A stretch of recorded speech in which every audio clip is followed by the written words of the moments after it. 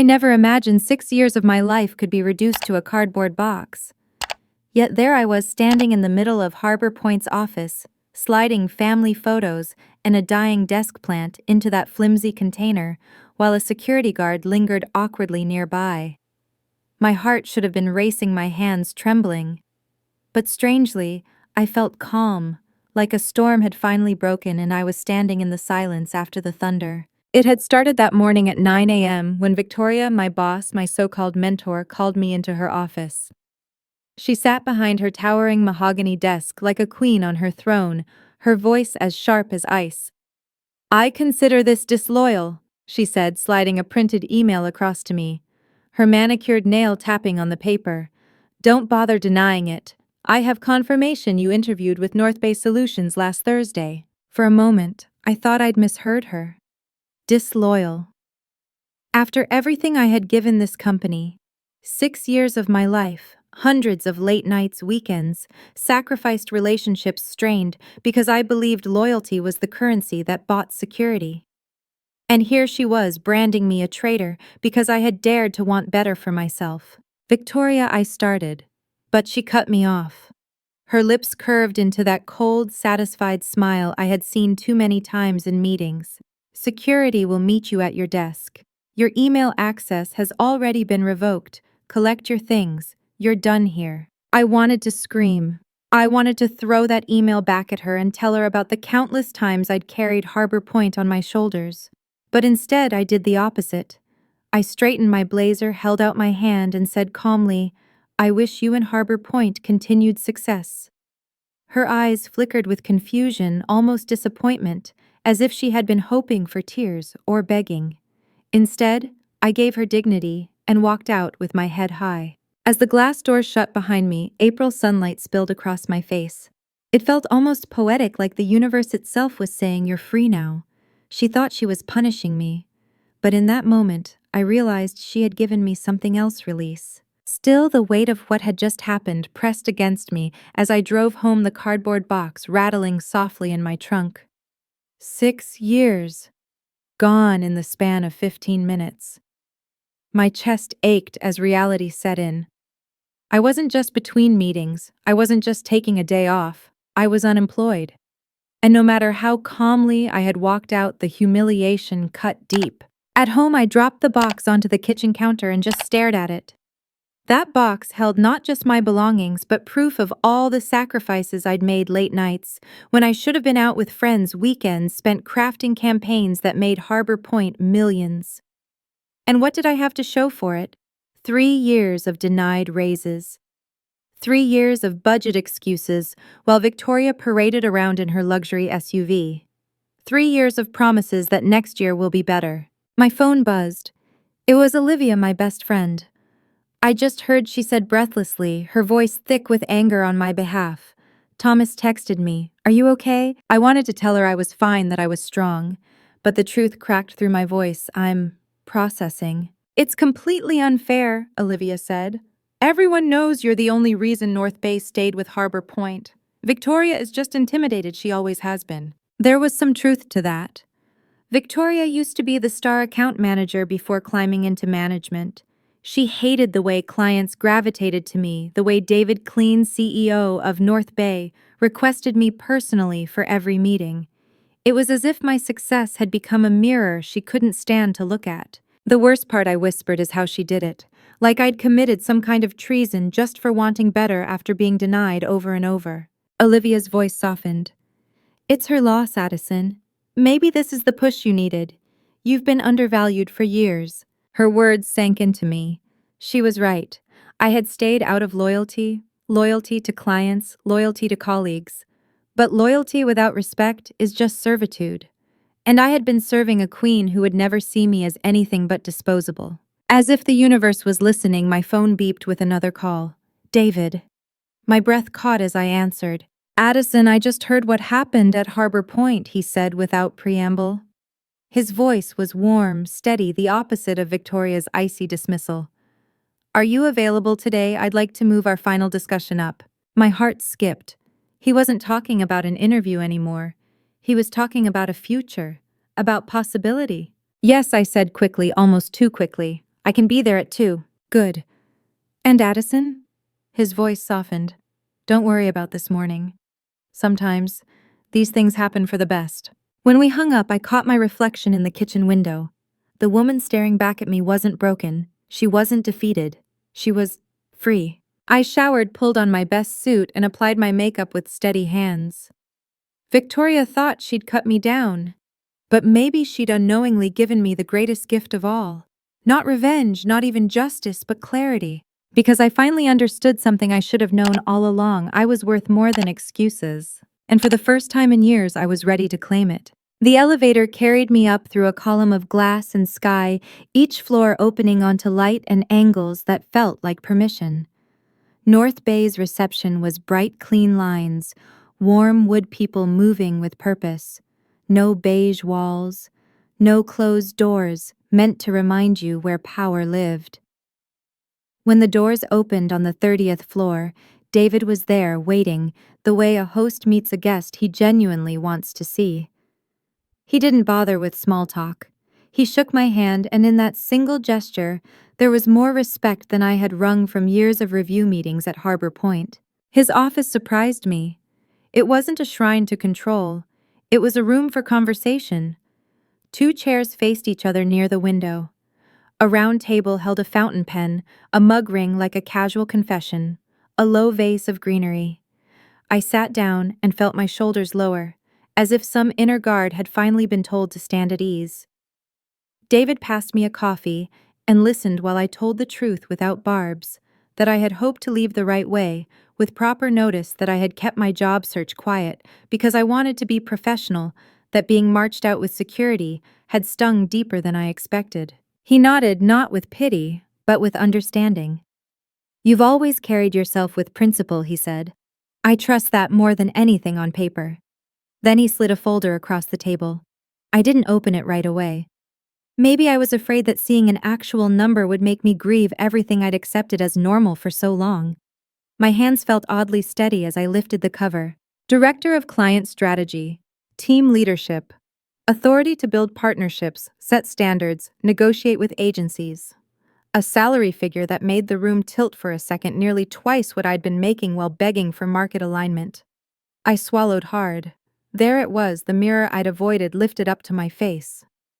This is what your work is worth, it said. This is what your discipline and late nights and careful instincts are worth. Not in extravagant promises or vague compliments, but in a number that had been denied to me again and again by people who had learned to call denial stewardship.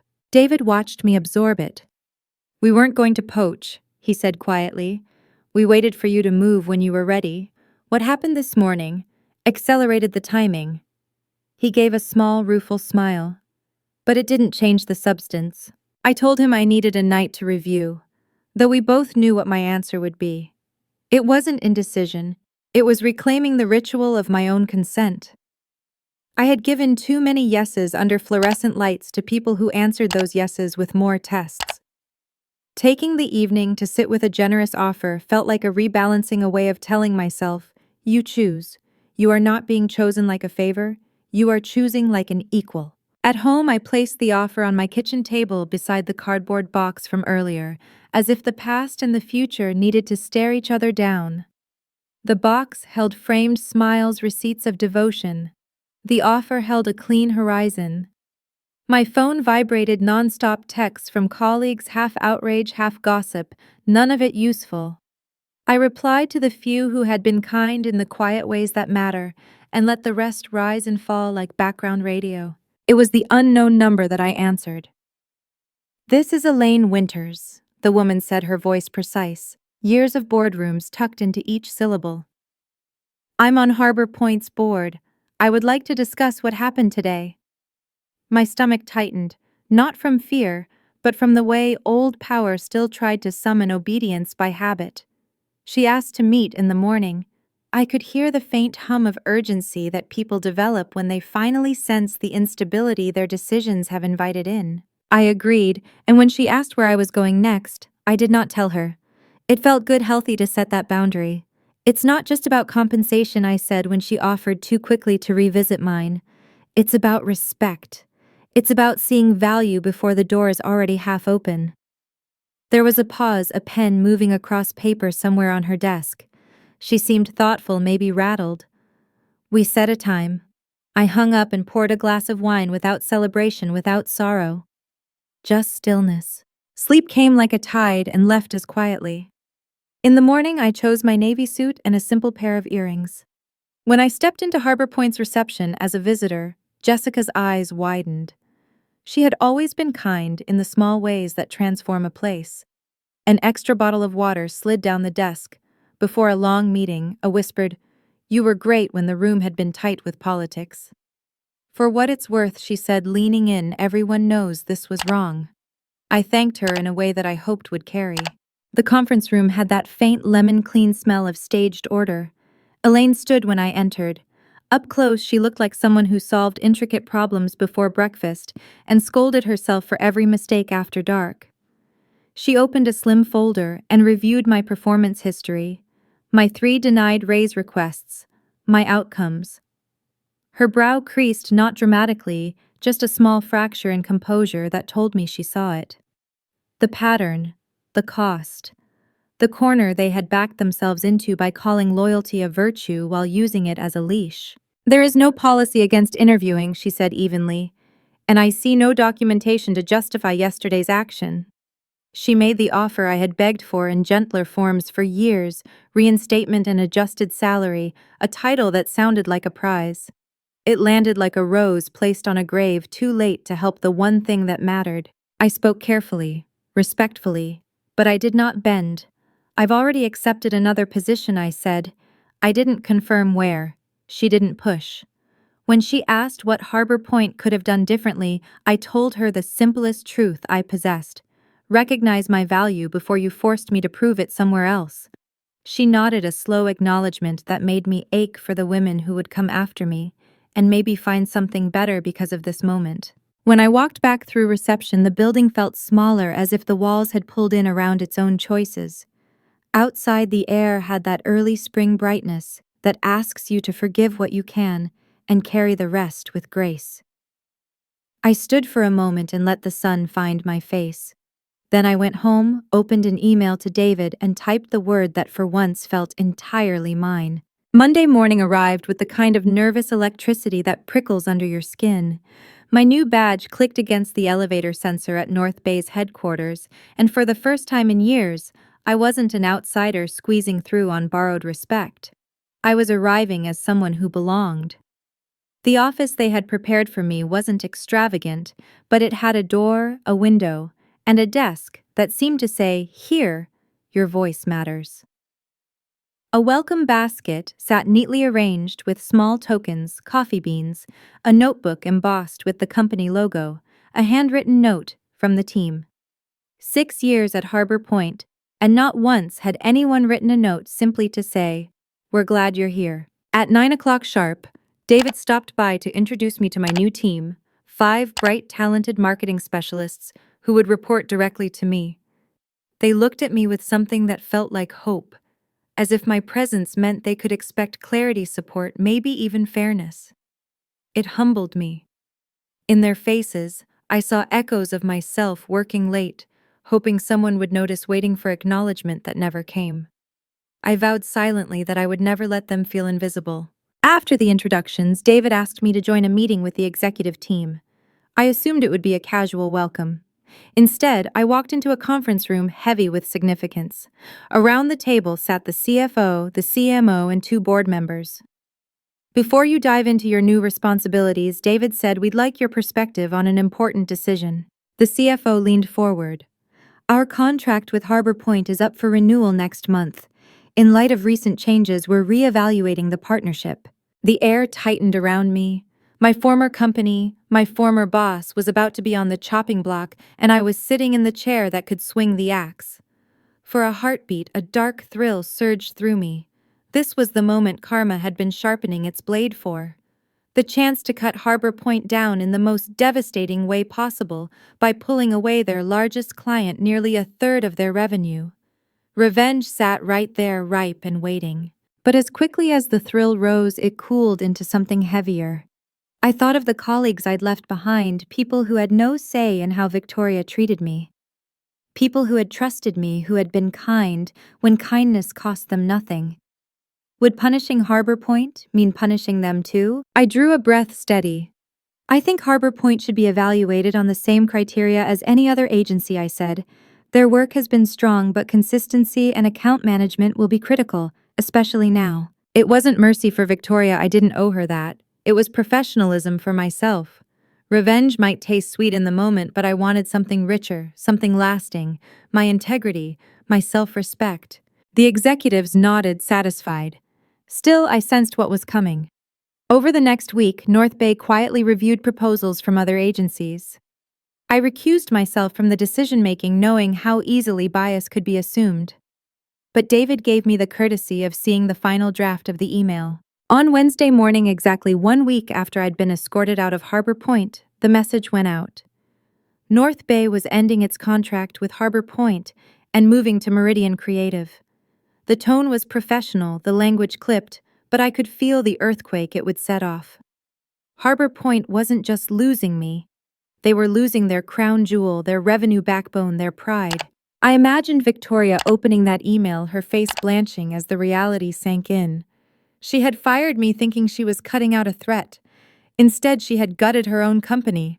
And the cruelest part, I hadn't had to lift a finger. Her arrogance, her blindness had done it for me. Later that afternoon, a LinkedIn notification blinked across my screen. Jessica, Harbor Point's receptionist, had sent a connection request followed by a private message. The office is chaos. Victoria's been in emergency meetings all day. 3 other account managers have already updated their resumes. Karma works fast. I didn't reply right away. There was no need to gloat, no victory lap to run. Harbor Point was unraveling by its own threads, and I had no desire to dance on the wreckage. Instead, I focused on my team, on building something worthy of the faith North Bay had placed in me. Success, I realized, was the purest revenge of all. Still that night, I accepted Jessica's request. My reply was simple. Thank you for your kindness during my time at Harbor Point.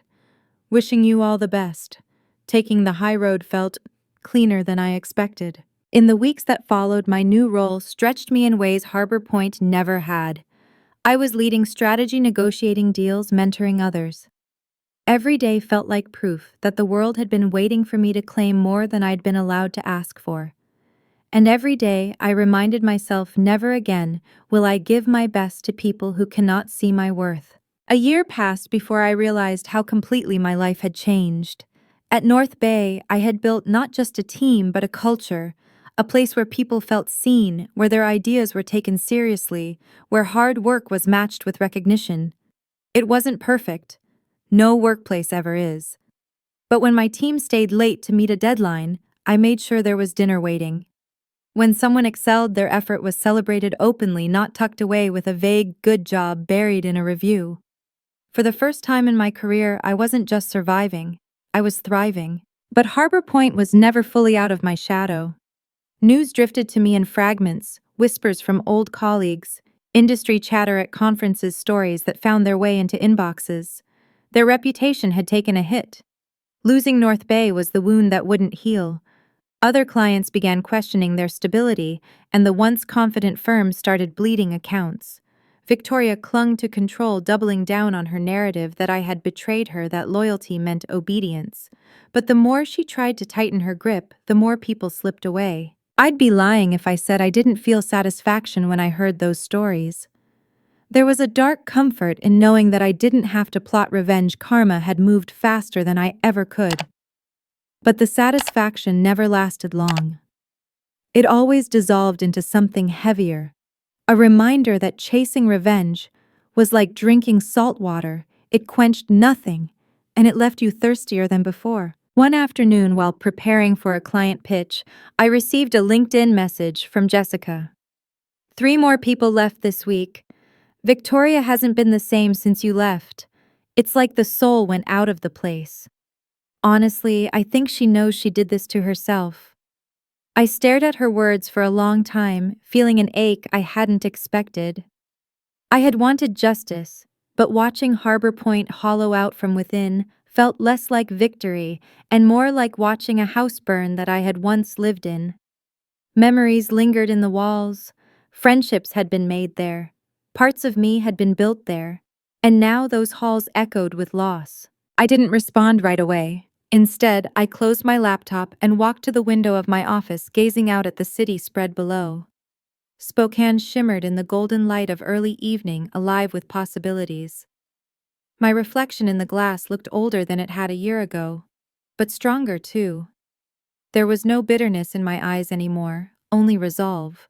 Later that night, I finally messaged Jessica back. I hope you find peace in whatever comes next. Remember, loyalty is valuable, but only when it's mutual. And with that, I let Harbor Point go, because here's the truth. I had learned in the hardest way. Sometimes the best revenge isn't what you do to others, it's what you choose for yourself. Revenge is fleeting, but respect, once reclaimed, stays with you. I hadn't destroyed Victoria. She had destroyed herself by underestimating me. All I had done was step into the worth I had always carried. Looking back now, I see that the cardboard box I carried out of Harbor Point that day wasn't a symbol of failure, it was a vessel of freedom. Every picture frame, every desk trinket, every unpaid hour tucked into that box was really a piece of myself that I was taking back. When I walked out of those glass doors for the last time, I wasn't being discarded. I was being returned to myself. If you've ever been made to feel small, undervalued, replaceable, I want you to hear this. You are not the titles they withhold. You are not the raises they deny. You are not the labels they throw at you when you dare to want more. You are worth what you already carry inside, the ideas, the persistence, the quiet strength no one can take. Victoria once told me I was disloyal. Maybe she was right. I was disloyal to a system that thrived on taking without giving. Disloyal to a culture that mistook endurance for gratitude. Disloyal to the version of myself that believed patience would someday be rewarded. And thank God for that. Because sometimes the bravest thing you can do is refuse to stay loyal to people who never deserved it. So if my story speaks to you, I want you to carry its lesson close. Respect yourself first, because no one else can teach the world how to value you. Thank you for walking this journey with me, for letting me share the pieces of my story that once felt too raw to speak aloud. If it moved you, if it reminded you of your own strength, I invite you to like this video, share it with someone who needs to hear it, subscribe for more stories like mine, and tell me in the comments, when was the moment you finally realized your worth?